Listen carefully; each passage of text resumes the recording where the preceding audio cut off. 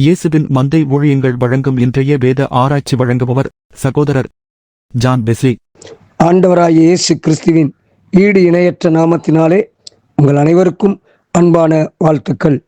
இந்த நாளுக்கான வேத வசனம் சங்கீதம் 84:5.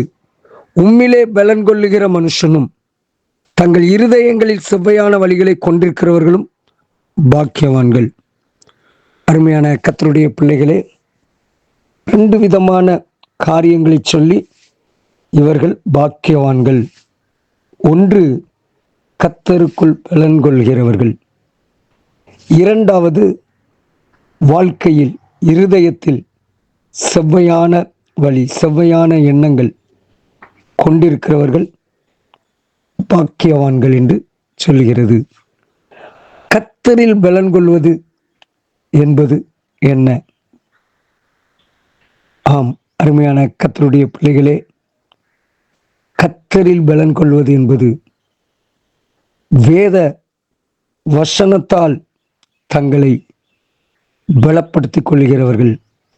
வேத வார்த்தையை இன்றைக்கு ஏதோ கடமைக்காக அநேகர் வாசிப்பது உண்டு. இல்லை, சங்கீதக்காரன் தன்னுடைய விண்ணப்பத்திலே 86ஆம் சங்கீதம் 11வது வசனத்திலே சொல்கிறார், கர்த்தாவே உமது வழியை எனக்கு போதியும், நான் உமது சத்தியத்தில் நடப்பேன். இந்த சத்தியத்தில் நடக்கிறது தான் கர்த்தருக்குள் பலன் கொள்வது. கர்த்தரில் பலன் கொள்கிறவர்களுக்கான ஆசீர்வாதம், அவர்கள் பலத்தின் மேல் பலமடைந்து சீயோனில் தேவ சந்நிதியில் வந்து காணப்படுவார்கள். ஆண்டவரோடு கூட இருக்கிற ஒரு அனுபவம். தாவீதை குறித்து நம்ம பார்க்கிறோம், கர்த்தர் தாவீதோடு இருந்தார். யோசேப்பை குறித்து பார்க்கிறோம், கர்த்தர் யோசேப்போடு கூட இருந்தார். அருமையான கர்த்தருடைய பிள்ளைகளே, கர்த்தர் நம்மோடு இருக்க வேண்டும் என்றால் நாம் அவர் நமக்கு கற்றுக் கொடுத்திருக்கிற வேத வசனத்தின்படி வாழ்வதுதான்.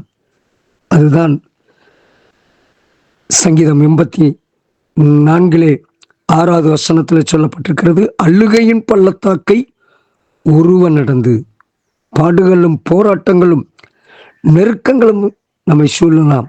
ஆனால் கர்த்தருடைய வசனத்தை பற்றி கொள்கிறவர்கள், தேவ வார்த்தையை பிடித்துக் கொள்கிறவர்கள், வசனத்தை பிடித்து கேளுங்க.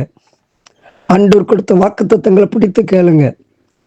ஆண்டவரே, நீர் எனக்கு கற்றுக் கொடுத்த பாதையிலே நான் நடக்கிறேன் என்று சொல்ல வேண்டும். ஆண்டவர் நமக்கு சொல்கிறார், என் ஜனம் எனக்கு செவி கொடுத்து இஸ்ரவேல் என் வழிகளில் நடந்தால் நலமாயிருக்கும். ஆண்டவர் சொன்ன வார்த்தை. ஆண்டவரே, இந்த வசனம் சொல்கிறது, இந்த வசனத்தின்படி நான் வாழ்கிறேன் என்று நாம் ஜெபிக்க வேண்டும் தைரியமாக.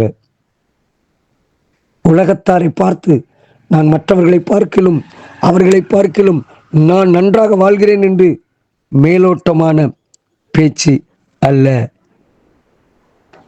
அங்கே சொல்லப்பட்டிருக்கிறது, தங்கள் இருதயங்களில் செவ்வையான வழிகளை கொண்டிருக்கிறவர்கள்.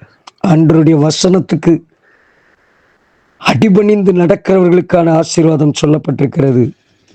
அவர்கள் இருதயத்தில் செவ்வையான நினைவுகள், உயர்ந்த எண்ணங்கள், மற்றவர்களை குறித்து, உங்களுக்கு கொடுக்கப்பட்ட பொறுப்புகளை கொடுத்து, உங்களுக்கான எல்லா காரியங்களிலும் செவ்வையான வழி, செவ்வையான வழி.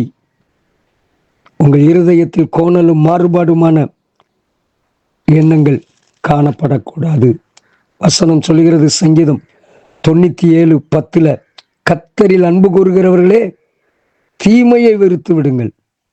11ஆம் வசனம் சொல்கிறது, நீதிமானுக்காக வெளிச்சமும் செம்மையான இருதயத்தாருக்காக மகிழ்ச்சியும் விதைக்கப்பட்டிருக்கிறது. நம்ம இருதயத்தில் செம்மையான எண்ணங்கள், நல்ல எண்ணங்கள், உயர்ந்த எண்ணங்கள், அவர்களை குறித்து தான் சொல்லுகிறது, என் உள்ளத்தில் விசாரங்கள் பெருகுகையில் உம்முடைய ஆறுதல்கள் என் ஆத்மாவை தேற்றுகிறது. நம்பிக்கை கொடுக்கும்.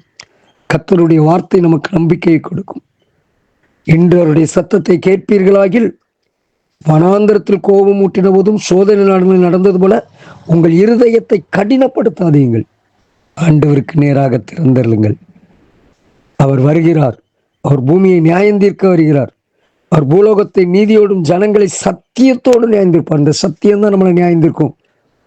இந்த சத்தியத்தின் பாதையிலே நடக்க நம்மை ஆண்டவருடைய கரத்திலே ஒப்பு கொடுப்போம்.